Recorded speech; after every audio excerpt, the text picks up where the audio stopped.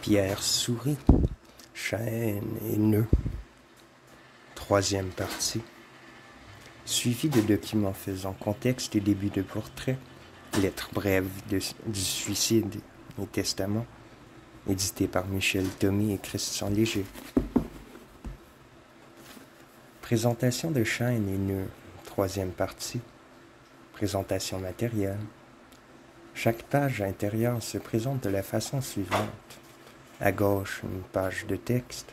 À droite, une page blanche. Cette page blanche, juxtaposée à chaque page de texte, est faite exprès pour écrire et dessiner. Elle est mise à droite pour être à la bonne main. C'est la place faite pour ce que nous appelons, indifféremment, commentaire ou critique du texte. Pourquoi faire une si grande place aux commentaires et à la critique? Parce que critiquer, c'est collaborer. C'est sur ce principe que nos collaborations avec Pierre Sourit fonctionnaient.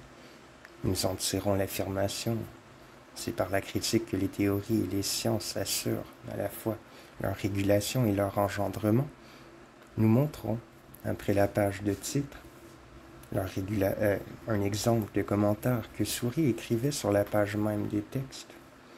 Cette pratique sacrilège sera censurée par l'inévitable et éternel scolastique.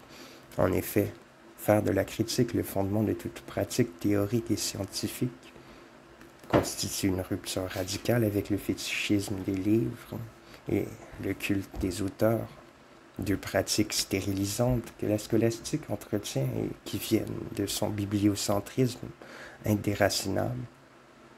Le centre, autour duquel tournent les théories et les sciences, n'est pas le livre, contrairement à cette croyance de la scolastique et de tous les petits mètres de papier que ça fait fleurir, mais le couple formé par un texte et sa critique. La fécondité des théories et des sciences se trouve là.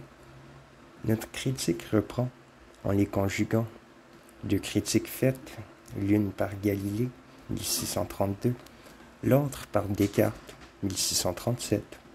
Elle reste vraie. Pour des commentaires, des critiques, des exposés, des contre-textes, des textes qui voudraient être entendus ou lus, éventuellement, commentés ou critiqués à leur tour, nous proposons de s'adresser à l'une des deux personnes suivantes du groupe Topologie en extension, genre 30 livres, 14 rue Boineau, 75018, Paris, téléphone 42 49 74 07, Jean-Michel Vapro, 5 rue de la Paix-Carton, 75014, Paris, téléphone 45 41 35 61. Présentation du contenu.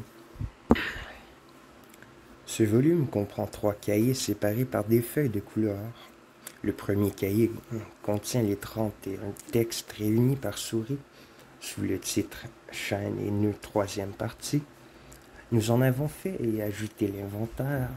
C'est un ensemble de textes de référence pour ceux que la topologie de Lacan ou la topologie pure ou la topologie en basse dimension intéresse. Il y a beaucoup de dessins. Ces textes ont été faits de l'été 1980 au 2 juillet 1981. Sourit les avait distribués, pour la plupart, à son cours, au fur et à mesure de leur rédaction. Ce cours, ouvert à tous, avait pour titre « Chaîne, nœud, surface, la topologie de Lacan ». Il en disait « Je fais un commentaire des objets topologiques présentés par M. Lacan et des notions qu'il a appuyées sur ces objets topologiques. De 1973 à 1980, Sourit a été l'interlocuteur principal de Lacan en topologie. Il y a eu de nombreuses rencontres et une abondante correspondance, 50 lettres de Lacan. Le deuxième cahier contient des textes et des documents choisis par nous pour faire contexte et montrer que ce que faisait Sourit est d'un grand intérêt en mathématiques, mais aussi en logique, linguistique, programmation, lecture critique, recherche, et dans des activités à forte implication personnelle, psychanalyse, sexualité, thérapie, tract, cohabitation, groupe de parole, action politique, presque toujours en collaboration. Il affirmait: le travail intellectuel, ça ne va pas tout seul, et organisait de la collaboration par la pratique de la critique mutuelle et de règles de parole. Bref, c'est un sacré bonhomme qui marquera un tournant, pas seulement dans les sciences. Le troisième cahier contient les 8 documents laissés par Pierre Soury au moment de son suicide. Ils sont brefs, laconiques, efficaces et non contraignants pour les destinataires. Ce sont des documents pour l'histoire personnelle de quelques personnes, dont la nôtre, pour l'histoire actuelle des mathématiques et pour l'histoire de la psychanalyse au temps de Lacan, par Michel Thomé et Christian Léger. Léger, Soury, Thomé.